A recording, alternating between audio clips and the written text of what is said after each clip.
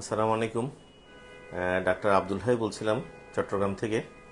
আপাতত আমি আমার চেম্বারে আছি, পপুলার ডায়াগনস্টিক সেন্টারে। আমরা কথা বলতে যাচ্ছিলাম মিস্টার মুসলিম উদ্দিন সাহেবের সাথে। মুস্তাফা ভাই কেমন আছেন এখন? আলহামদুলিল্লাহ ভালো আছি। একটু আওয়াজ বড় করে বলতে হবে। এখানে আমাদের এই আপনার প্রথম কি হয়েছিল, কিভাবে ব্যথা পাইছিলেন মনে আছে? আমি ফুটবল খেলতে যাই, হঠাৎ কয় করে। বছর আগের কথা?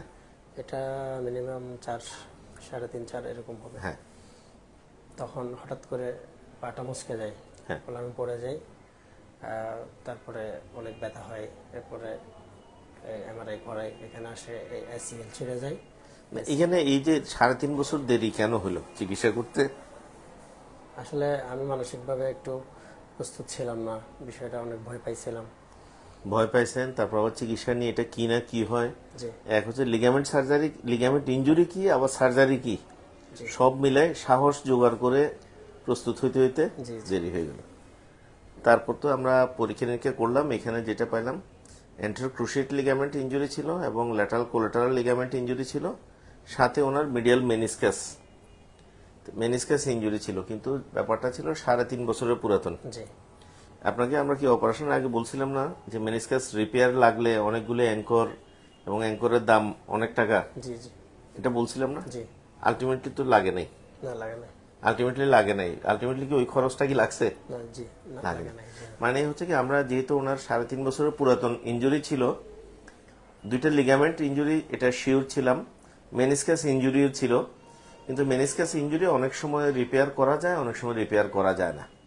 তবে আমি আমার রুগীদেরকে যেটা হয় সবসময় চেষ্টা করি মেনিসকাস রিপেয়ারের জন্য প্রস্তুত রাখতে এবং তাদেরকে প্রস্তুত থাকার জন্য। কারণ অল ইনসাইড অ্যাঙ্কর বা ইনসাইড আউট অ্যাঙ্কর যেগুলি একটু দামি, দামি হওয়ার কারণে রুগীদেরকে কিন্তু একটু বড় একটা বাজেটের কথা বলি যে আপনারা এই ধরনের একটা বাজেটের জন্য প্রস্তুত থাকবেন। যদি সম্ভব হয় চেষ্টা করব আমরা মেনিসকাস রিপেয়ার করার জন্য। এমনই তো বলছিলাম জি, মনে। জি, স্যার। তো ওনার ক্ষেত্রে আলহামদুলিল্লাহ যেটা দেখা গেছে কি মেনিসকাস রিপেয়ার করার মতো বড় টিয়ার ছিল না, শুধু কিছু ফাইবার ছিঁড়া ছিল বা ওই ইনার রিমে হোয়াইট হোয়াইট জোনে ছিল, যেটা আমরা ব্যালেন্সিং করে দিছি। ব্যালেন্সিং করে দেওয়ার কারণে পেইনটা হয়তো কমে গেছে। আর এসিএল এবং পিএলসি দুইটা লিগামেন্ট রিকনস্ট্রাকশন করলাম। একটু কি দেখাবেন কিনা একটু?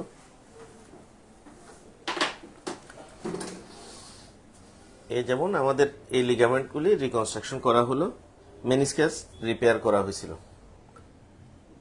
এখন আমরা ওনাকে সাথে সাথে ব্যায়ামগুলি করতে দেই, কিন্তু ওনার ব্যায়ামের কিছুটা স্বল্পতা থাকার কারণে কিন্তু ওনার এখনো থাই মাসেলগুলি কিছুটা কি শুকনো আছে, তাই না? জি, শুকনা থাকার কারণে কিন্তু কি প্রবলেম হয়, যেটা অনেকক্ষণ হাঁটলে পায়ের কি ফেটিক হয়ে যাওয়া বা একটু খারাপ লাগা, মাঝে মধ্যে একটু আওয়াজ করা, এই হালকা জিনিসগুলো একটু হচ্ছে, সাউন্ড হয় মাঝে মাঝে। সাউন্ড হচ্ছিল। তো এখন আমরা ওনাকে পরামর্শ দিলাম যে কি ফিজিওথেরাপি করার জন্য। ফিজিওথেরাপি করলে, ফিজিওথেরাপি দ্যাট মিনস আমি আগে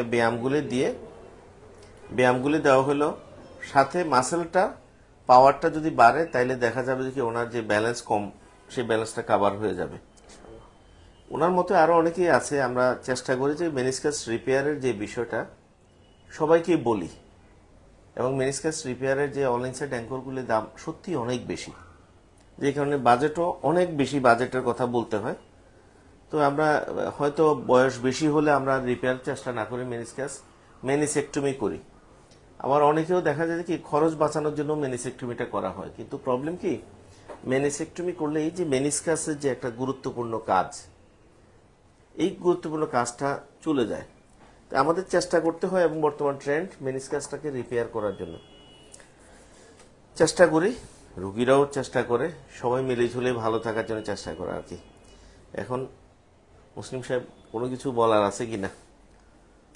আসলে মেইন কথা হচ্ছে যে আমি তো অনেক ভয় পাইছিলাম, মানসিকভাবে প্রিপেয়ার ছিলাম না, সেজন্য এত দেরি করে করা।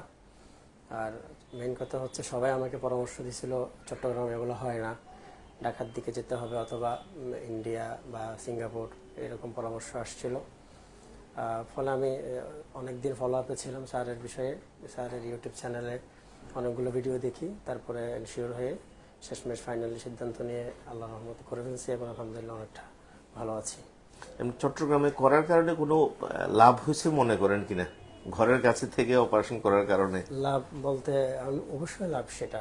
আমি সবসময় যে কোনো মুহূর্তে দৌড়ায় চলে আসতে পারি, এটা হচ্ছে আমার কাছে সবচেয়ে বড় লাভবান মনে হয়েছে আর কি।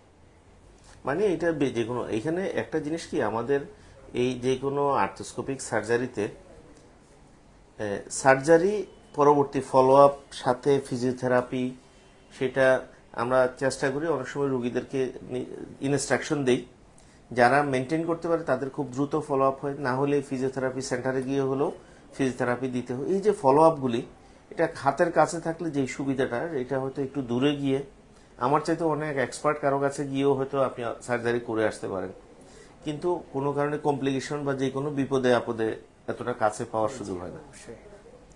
যাই হোক, সব মিলে এখন যেটা পরামর্শ আপনাকে যে ব্যায়ামের কথা বলা হয়েছে, ব্যায়ামগুলি কন্টিনিউ করেন, তাহলে মাসেল পাওয়ারটা আরো বাড়লে সুস্থ স্বাভাবিক জীবনে খুব দ্রুত যাওয়া যাবে। ইনশাআল্লাহ। এখন তো আপনি 3 মাসের মাথায় এখন কি পরিমাণ ইয়ে করতে পারেন, একটু কি দেখাবেন?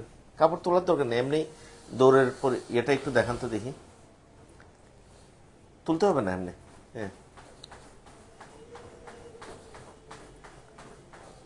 এভাবে এখন দৌড় পারতেছেন।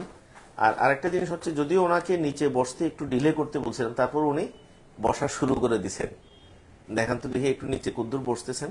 যদিও আমরা পরামর্শ দেব এত তাড়াতাড়ি না বসার জন্য, ঠিক আছে। তবে একটা জিনিস, মেরিসকাস রিপেয়ার করলে এই প্রসেসগুলো একটু ডিলে করতে হয়। ঠিক আছে, সবাই ভালো থাকবেন, আর কারো কোনো প্রশ্ন থাকলে চাইলে জানাতে পারেন।